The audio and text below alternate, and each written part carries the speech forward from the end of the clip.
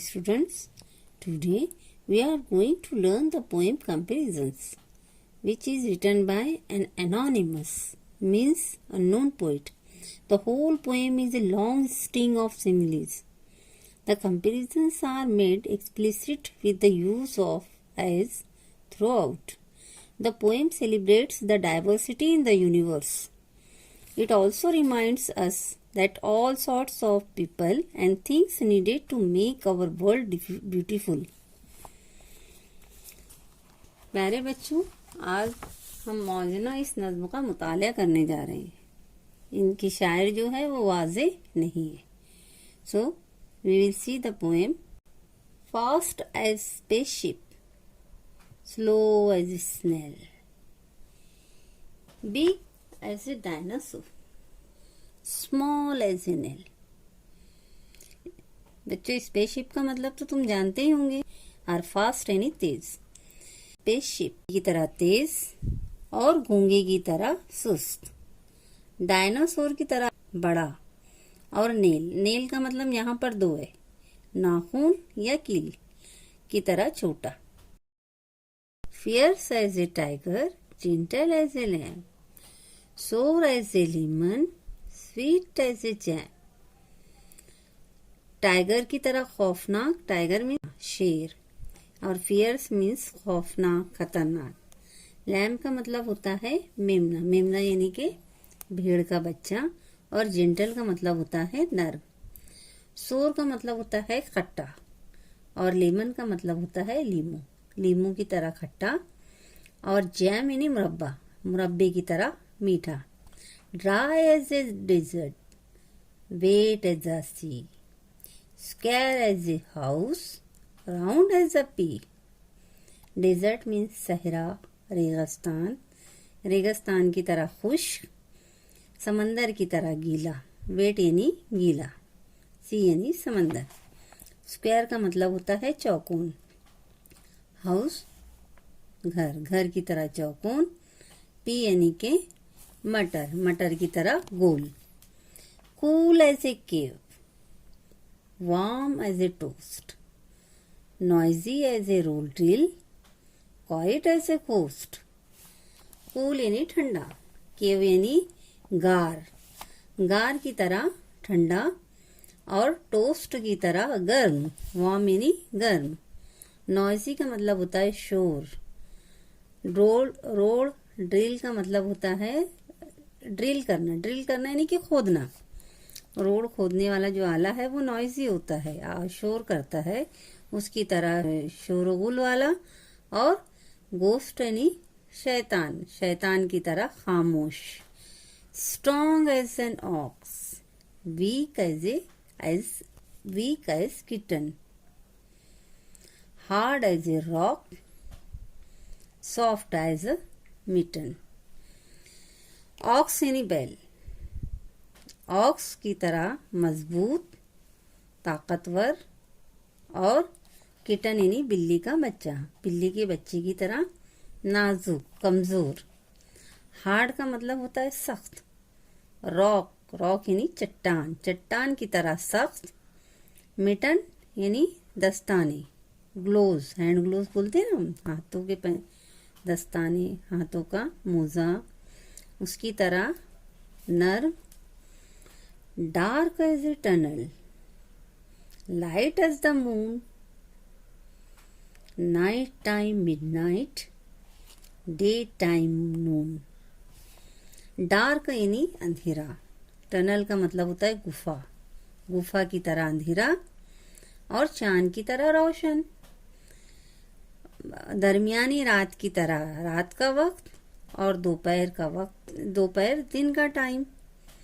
Toll as a giant, short as an elf, crooked as a mountain path, straight as a shelf.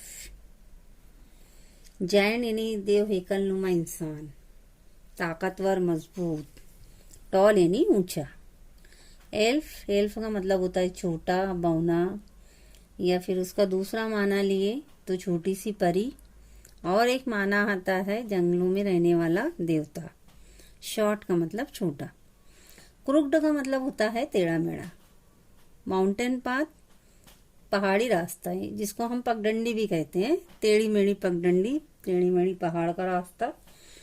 Straight का मतलब होता है सीधा, और शेल्फ का मतलब होता है दराज, दराज की तरह सीधा। The world is full of opposites, so think of some yourself. बच्चों, यहाँ पर शायर जो है कहना चाह रहा है कि दुनिया जो है वो मुतजाद से, तजाद से, मुख्तलिफ चीज़ों से, जिदों से भरी पड़ी है। So think of some yourself, तुम कुछ अपने बारे में सोचो। अब बहुत सारी चीज़ें इसमें ऐसी आई है जिसे हम वाजे कर सकते हैं, जैसे कि simile. What is simile? Simile, it's a definition when in a sentence a direct comparison is made between two different kinds of objects which is shown using like और as। उर्दू में इसको तशबीह कहते हैं। तशबीह एक चीज़ को दूसरी चीज़ के मुशाबे बताना, जिसको हम की तरह, जैसे से जाहिर करते हैं। यहाँ पे है ना, जैसे स्पेसशिप की तरह, तेज। तो इंग्लिश में एस का वर्ड आता है, लाइक का आता है, और उर्दू में की तरह का आता है। उसी के साथ साथ देखेंगे हम कि यहाँ पे list of adjectives, whole poem, पूरी नज्मों में लिस्ट ऑफ एडजेक्टिव्स दिया गया है। जैसे कि पहली लाइन में फास्ट है, सेकेंड लाइन में स्लो, थर्ड लाइन में बिग, फोर्थ लाइन में स्मॉल। हर लाइन का जो पहला वर्ड है वो एडजेक्टिव है।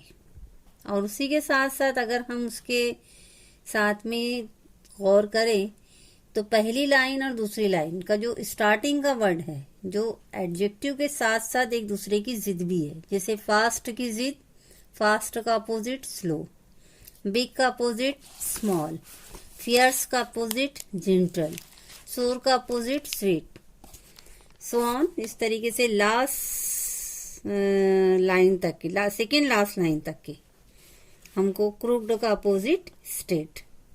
इस तरीके से list of adjectives and side by side there opposites also. Now we will see common features of the poem.